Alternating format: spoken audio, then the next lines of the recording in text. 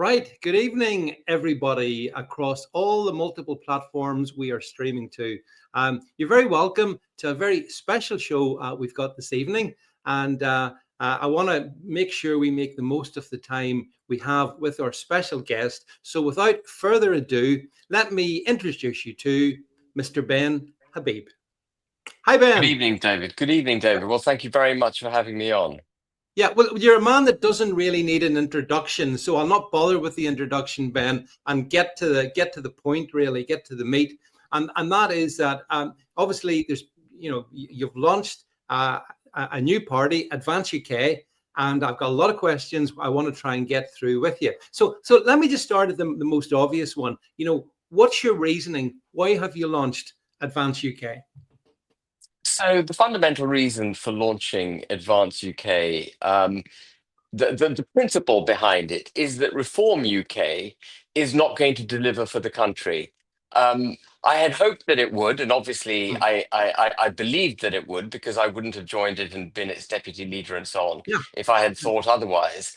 But Reform UK fundamentally, I think, was undermined by a couple of things. The first is that it doesn't have a proper constitution, which would allow the membership and a more collective form of checks and balances to be kept in place so that the leadership actually did what it should be doing. And Hmm. the other thing is that, and it's the other side of the same coin, if you like, that Farage is reform, reform is Farage. And Farage, in the end, David, and I think you and your viewers will know this perhaps more than most, um, doesn't have a settled political philosophy. He bends with where he thinks he needs to go in order to suck a favor, to get favor from the constituency he's appealing to. And what this country needs more than anything at the moment is a set of guiding principles by which it will be governed in the interests of the country. And for those principles to be unbending, frankly. We can't have another political expedient currying favor with the electorate and saying what he thinks they want to hear is simply to get as much popularity as possible. We need to have a coherent um, a political philosophy with policies that come together to deliver that philosophy, and for the leadership of a party, for the party to then make the case for those policies and that philosophy to the people and carry the people along that route, not to bend to what he thinks will get him the most popular result, and then go with it. And the reason I say that is because you'll see with Farage, he's come out with a lot of weird kind of policies which don't hang together. He's sort of like removing the cap, for example, on the two-child, Yeah. benefits, um, and so I think he's deeply damaging. And just to come back to his absence of a political philosophy, he made the case, he says, for 20 years to leave the European Union.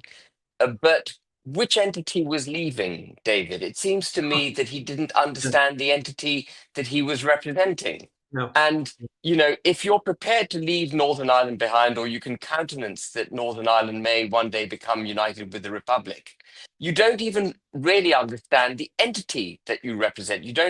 You're not able to define the democratic unit that is the United Kingdom of Great Britain and Northern Ireland. And if you can't define that democratic unit, you can't be championing democracy, because without a unit you don't know what you're are you with me? So I there's am. so many I am. inconsistencies. Yeah. Yeah. And actually, just on that, do you see, Ben, as part of the evolution of Advance UK, when you've got, Northern Ireland, Scotland, as well as England and Wales, do you see the party growing into those areas as well and providing people in places like where I am with a choice? What's your thoughts on that? So Northern Ireland is different to Great Britain in that you need a separate electoral registration in order to stand Mhm. in Northern Ireland. And Yeah. the politics there is, one might say, a little more complex perhaps than it is in Yeah. other parts of the United Kingdom, Scotland excluded, where it's very complex. Yeah. And we do have a natural ally in Northern Ireland, Mhm. which is Jim Allister's TUV. Yeah. And I said, when I was deputy leader of Reform, we established an alliance with TUV, which effectively Farage denounced when he came back as leader. Sure, he Um, destroyed it. Yeah. Yeah. yeah. And Yeah. I would hope, if we're successful as a party in Great Britain, that we will establish a similar alliance with Jim Allister's TUV. And that alliance wasn't just to support and promote TUV. It also included the possibility that Reform candidates may stand under a joint banner in Northern Ireland, that we would come together jointly. And in fact, the logo that TUV used for the general Used. election Yeah. included Reform. And so I'm very close to Jim. We fought many battles together. And I Yeah. hope that if Advance UK becomes successful, we can have a similar alliance again with Jim in the future. Yeah, yeah, yeah. Well, I mean, for a few years, I was also a member of the TUV band, so I know Jim very well, and Yeah, actually, they're doing very well in the opinion polls good. here in Northern Ireland. One of the questions somebody asked me was for you, Ben. Given that you're trying to get the party up and going, which is easier said than done. People really don't really understand how hard it is. How do you feel, sort of 48 hours in since the launch yesterday? What's your sense of how it's going? So I'm not gonna make stuff up just to bang the drum and sound great. I feel great. I think it's fantastic. We've had a really good start. Of course, there are lots of detractors who say you're splitting the Reform vote, it amuses me to have that chucked at me, because for ages I had to defend Reform about splitting the Conservative vote. Um, Yeah, you yeah, it know, is. and Yeah, and they're using the same argument, but it's not about splitting votes. It's not like there is a body of voters who will vote for a particular agenda, and I'm taking those votes that would belong otherwise to Reform. No one owns voters' intentions and votes. And I would argue actually that there is nothing to split, because Reform doesn't offer what we offer. We're going to offer a very principled approach to the mission statement that we set out in our Constitution. And we're going mm, to have a very democratic process by which policies are made and adopted in order to deliver that mission statement, that political philosophy. And we will also have a similar approach to candidate selection. And we're not going to do a lot of the things that Reform does, which is pivot this way and that way. And of course, I don't even need to talk about the Conservative Party. I think most people now accept that the Conservative Party has lost its Conservative DNA, yeah, including its Unionist DNA. The yeah. Conservative and Unionist Party is neither at the moment. So we're not splitting votes. We're offering, I think, a genuine opportunity to vote for a pro-British party, frankly. Yeah, well, certainly I mean, the business about splitting votes, it's the thing I've seen most thrown against you in the past 48 hours. Vote splitter, vote splitter. But as you say, that's fundamentally not understanding what's happening. I believe in the marketplace of ideas. You form a party, you put forward your ideas.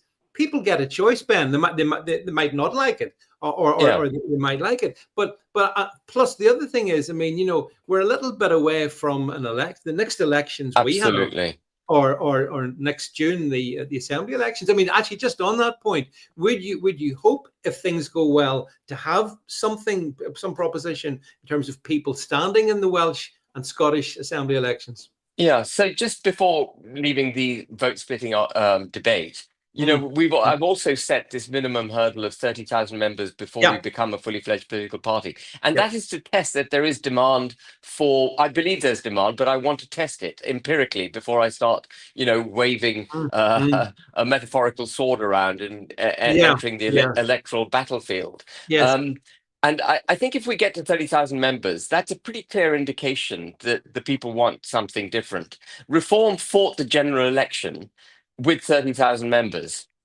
mm, So it's a mm. proper fighting force, 30,000. If we get there, then I think we have a right, frankly, to be on the electoral battlefield. The big electoral impact we wish to make is obviously the general election, and we're going to be quite a new party, and we want to make sure we've got the best candidates for the general election, and we will pick our local elections en route to that. But I don't Mm. want to be deviated from the general election, and it is possible, again, as Reform evidenced last year, to win seats without really having much of a presence in local Mm. councils, etc. Yeah, It is in the end. At the end of the day, it's bums on green seats that matter.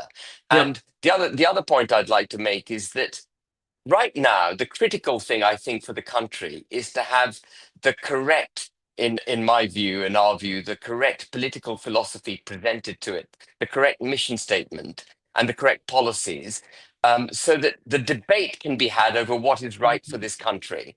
Mm, And how we deal with electoral strategy and tactics in 2029, that doesn't need to be debated or determined right now. mm, That mm. can come later. Let's get the principles established, and then we can sort the rest out later to make sure that we get a proper pro-British government and Labour is, absolutely crucified. Well, I think, Ben, a lot of people would say that I mean, hear exactly what you're saying, and 2029 is the target. I also think a lot of people would feel that 2029 could be, a real opportunity for this country. It's kind of make a final stand almost, because we're in such trouble in so many areas, open borders, all the rest of it. Well, Economics, the whole caboodle. So it's going to be absolutely pivotal that in 2029 people do have a proper choice. Where I think, I don't know what you feel about, I don't really want to talk about reform that much, but except to no. say that they have pivoted right and left. As you say, you mentioned some of their policies are to the left of Labour, which is amazing, and then others are to the right of the Conservatives. Now, it has to be said that appears to be doing them a world of good in the opinion polls and also at the ballot box. How do you interpret that? Because it's a big spread of views that they have, which is It maybe your is. point about where is the pivotal principles? So I think the salient issue facing the country at the moment, if I was to identify one salient issue Yeah, that the country yeah, faces, in Thatcher's day it was the economy, it's the economy, it's the mm, economy, is stupid. But yeah, today it is immigration, it's culture. It's yeah, where is the heart and soul of the where's the cultural heart and soul of the United Kingdom? It's yeah. immigration. And on that salient issue, Nigel Farage's persona owns the field because everyone associates him with being the anti-immigration guy. But Yeah. in reality, if people listen to what he's saying, he's not that. He's on the record, as I'm sure you know, David, and many listening will know, Yeah. that he's not worried about the rate of demographic change. He's not in favor of deporting all illegal migrants. It's only net zero immigration that he's interested in, whereas actually we probably need a program of repatriation. He Yeah. hasn't come out with two very basic requirements, in my view, which is that there should be a moratorium on indefinite leave to remain and a moratorium Mm, on the granting of British citizenship mm, until we've got a complete grip of what's going on in our country. And so I think on the salient issue, reform isn't saying the right things. And that will be unmasked by 2029. Right now, it may be only those who are very close to the political heart of debate and, what we see on Twitter and elsewhere that yeah. seeing what's going on with reform. But the electorate will wake up to that. And if reform is discovered to be weak on the salient issue, it will trip up, it will fall. But certainly on what I've seen in the past 6 months, and obviously you've seen it as well, when it comes to reform and Nigel, he is pivoted all over the place. He's done interviews where he was very relaxed about the whole issue. And there's no possibility of mass deportation. And then all of a sudden he swings the other way and he's going to deport everybody. And I'm not sure how credible that is. The other thing, Ben, is there's the social media world, which is very loud and noisy. And then there's ordinary people, which Absolutely. are, and there's a fundamental, I mean, there's a big difference there. I think it's important that, we're aware of that. I think ordinary people come to their own conclusions. And it's the more hyper political people who are on X and places like that. Do you agree? 100%. And one thing that I'm going to be doing with Advance at the earliest opportunity, and which is why I need these 30,000 members, is to Yeah. develop a ground game very quickly. Use internet-enabled tools to create a ground game very quickly. What I realized with Reform UK Mm, when I fought a by-election and then the general election yeah. is that the couple of 2-3 years that we had running into the general election, we didn't build a ground game. We didn't use technology well enough to actually enable a ground game. We had about 30,000 campaigners across the country, Yeah. which is the minimum that I think we need in order to get going. But I think there are effective tools that we can use to accelerate that ground game. And I'm going to start that straight away. Mm, Identify the constituencies in which we need to succeed. yeah, Obviously, we stand everywhere. There's no point being a political party if you don't, with the exception of Northern Ireland, where we yeah, may do something with Jim. But yeah. we stand everywhere, but we have target constituencies, and we really start nailing it now. Yeah, I think, yeah, well, absolutely. And I mean, another question I had for you, Ben? The last time I met you, which, if you recall, was the start of the year at an event we put on in London, you talked then about the Great British Pack. And I just wondered, how does the pack relate to Advance UK, and how does that work in your mind? And when I agreed to chair the pack, I thought there was a requirement for a new political party, but I didn't think there was room because reform was riding so high, and Yeah, reform still is riding so high. But then I yeah, think the way they sacked Rupert Lowe and tried to get him imprisoned, and then the other thing with Zia Yusuf being all over the place, mm, and the various declarations made by Nigel that are here and there, I think a gap has opened up. And a lot of people were saying to me, Ben, do something, do something, do something. They were saying, do it with Rupert, do it with Rupert. And yeah, I'd had extensive discussions with Rupert. And I had hoped that we would do something together. He's doing his movement and I'm doing a party. I believe a party is the only thing that matters, frankly. There are mm, lots of movements around already. yeah, I wish yeah. him well with this movement. It's all with admirable aims and intentions, etc. But we do need a political party. And I do think there is a gap there. And it starts with people like you, if I may say so, recognizing the gap. And then it filters down into the country at large. But I think certainly people who are close to the political heart of the United Kingdom recognize the need, I think, for a new political force.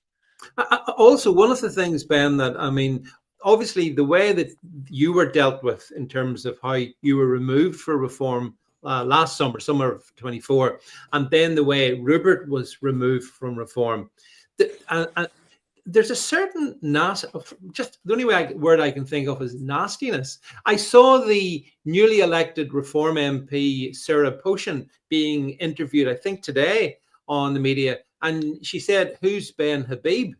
And it did make me Yeah. smile, because I think many more people would be saying, "Who's Sarah Poshan?" But I don't understand that antipathy that it's almost visceral at times, it seems to me, from their more prominent figures anyway. I'm not sure if that's the case with the rank and file.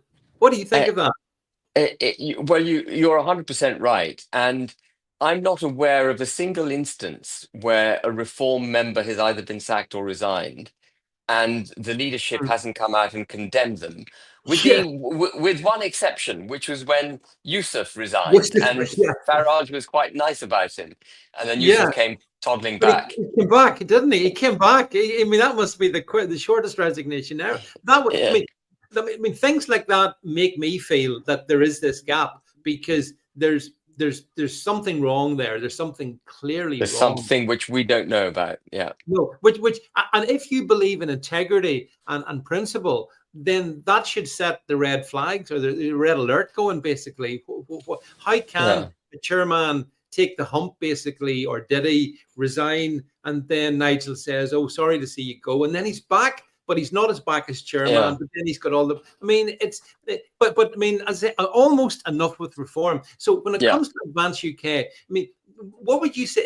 Would you see the immigration issue as being the single biggest defining difference So between? the immigration Yeah, issue is a symptom of the problems that need to be addressed.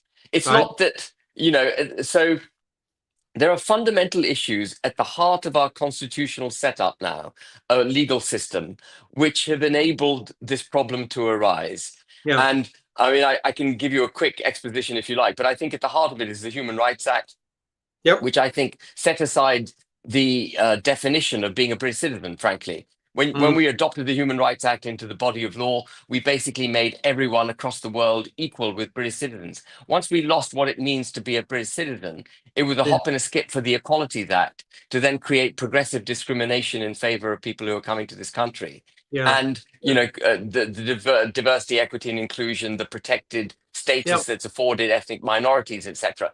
And it's that legislative movement, together with a whole load of regulations around it, that has created multicultural silos across the country, mass immigration, Yeah, yeah, deep damage to our culture, our economy, etc., etc., etc. And so, what we've got to do as a party is obviously we see the symptoms, but we've got to identify what the root causes of what are the ailments in this British organism that is causing these symptoms, and then diagnose it accurately, and then treat the problem. One of the problems I've got with Reform and other commentators is they mhm, all identify the symptoms, but they need to go to the root causes and say how they're going to solve it. We've got to exactly. have Yeah, solutions for yeah, the country. yeah, And one of the things I'm doing in Advance UK, which I hope you're aware of, I think you and I have spoken about it, David, is the creation of a college of yep, very capable people, great thinkers, capable people, brave speakers, fearless speakers, who will not be on the shilling from the party, who will not be on the public shilling either, yeah, who are yeah, completely independent, but have the belief system that the party does, and will act as the sole conscious eyes and ears and policing of the party to ensure that the party stays solid, true to its philosophy, and doesn't deviate like the Conservative Party did, or like mm, Reform deviates. yeah, Holds are you with me? It's like the intellectual ballast which will hold the party solid. We will have democracy in it. The members will elect the college. The college will elect the leadership, and the membership can remove the leadership if they want to by a simple majority. There are lots of checks and balances in place.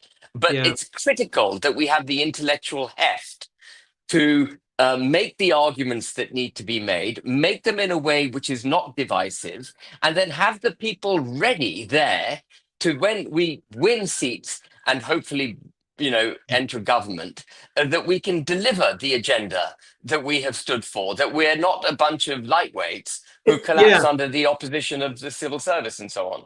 It's a fair point because I saw another small party, which I won't name, but posting something earlier today like, we're going to deport them all. To which my simple question is, how? How Yeah, are you going exactly. to How? do it? And Exactly. it irritates the hell out of me that anyone can come up with a attention grabbing headline. But then, as you said, Ben, okay, practically, tell me how you're going to do it. Absolutely. And that's the solution. And David, when you present the solution, it ceases to be a divisive subject. Because when you show the solution to the people, they go, I see, How to that's do it. how we Yeah, got into yeah, this problem. yeah, And yeah, yeah. fine, I totally agree with the solution. But when you say deport everyone, it's like the path of maximum resistance as well. Are you Mm, with me? Because mm, mm, deport everyone, really? mm. Whereas if you do the solution, Yeah. it, Well, at this point in time, certainly online, there's a danger that certain parties are going to deport everybody. We're all going to be deported, Ben, and yet there's no mechanism to do it. And you yeah, see, that's why I think the other thing is that you bring a certain a seriousness to it as well, which is needed because, frankly, these are big issues and problems they we are. face as a country, and having just attention grabbing headlines and zero beneath the line is not going to do it. Do you know? I mean, and the other thing is, like, Absolutely right. by 2029, I think the Conservatives are dead in the water. I can't see them coming back. There's no way back. But that whole sort of marketplace that they once appealed to is wide open, and Reform's obviously going to take a Yeah. big chunk of that. But that's not to say that those people might not be equally attracted by other thoughtful policies, such as I think you want to try and put in place. Well, I think it's very important to identify the symptoms, as I call them. Yeah, But you can't just be a populist. You've got to be a statesman. I yearn for the great statesmen of earlier years who actually could I know. Yeah, understand the issues, make the arguments, and hold themselves with decorum, rather yeah, than being clickbait social media nutcases. yeah, You know, yeah, yeah, we've got to save our country. You can't do that through clickbait policy making. You've got to do it by really getting into the weeds of the problems and then presenting these solutions, as I say. It's not complex, by the way. It's not hugely complex. I don't want people to think this is a vastly complex thing to do, but it does require a degree of application, unpicking the knots and showing how you do it. It also requires courage, I think, Ben, as well. I mean, the path of least resistance is obviously the easy one to take. Once you start to say things that people may resist, but if they're the right things, I personally believe, then that's what you should say. And if you just look at the Yeah. mess that Starmer's got himself into over his welfare reform, that's a great example of, well, maybe I'll do something, but people don't like it, so I'll retreat at 100 miles an hour, and it then collapses, and the country doesn't go forward in any way. That's why by 29, this country, I think, Ben, honestly, I feel it's kind of where it's the final chance to fix everything and make Britain, great again. I agree. I mean, let me give you an example, if I may. We all talk about the challenges of Islam, and we all want to debate about the challenges of Islam. At the heart of Islam, the Quran is the word of God as transcribed by the Prophet Muhammad, given to him by the angel Gabriel. It is perfect. The Quran is perfect. Therefore, it cannot be debated. It cannot move. That's, I think, all we need to say on Islam. And then we should park that debate, and we should stop talking about Islam, and we should start talking about the fact that we are constitutionally a Christian country.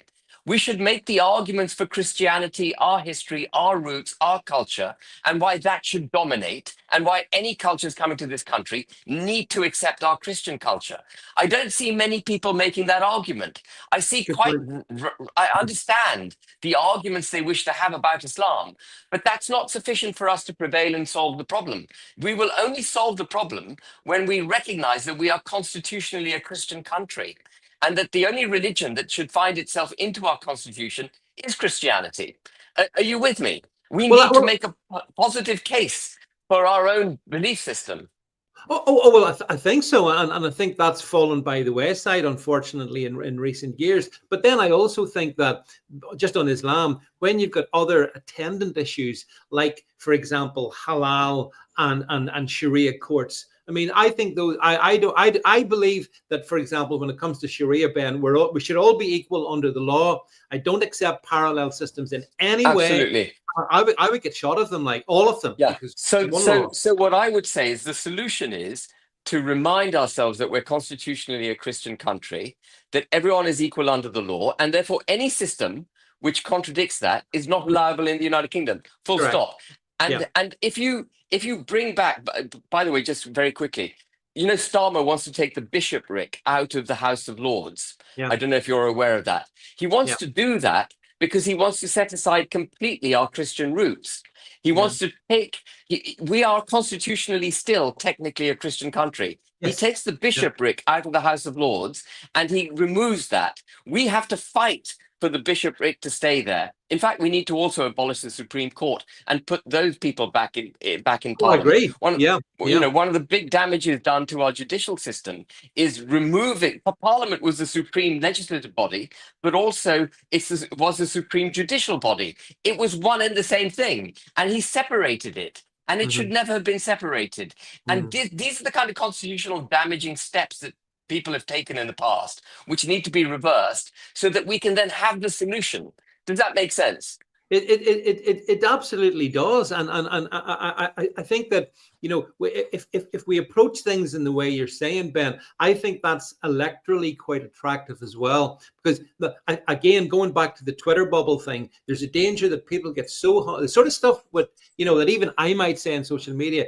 It's not necessarily something that is going to necessarily swing millions of voters, but you need to get to those voters. You need to attract those voters, and there's ways to do that. So I'm conscious of the time, Ben. I have a final question I wanted to ask you. Tell me this: if Nigel Farage applied to join Advance UK, would you have him? Yeah. So we have only one. We have three constraints for membership of the party. Yeah. The first is you have to be a British citizen, you have to be on the electoral roll, and you can't be a member of another party. So he would have to resign his membership of Reform, but then he's most welcome, of course. Yeah. Well, look, Ben, as I said, I'm conscious of your time. Just everybody watching, here is the Advance UK X. Go and check it out there. There's a link to the website. You can apply to join the party if you want and support Ben. Please join. Please join. Yeah, it's all there, folks. Just go and hit the click. And listen, Ben, thank you very much for taking the time. It's good to see you again. Thank you, David. Good to see you. And best wishes for everything. Okay, folks. Thank you for having me on. From Ben and myself, that's it for tonight. Good night.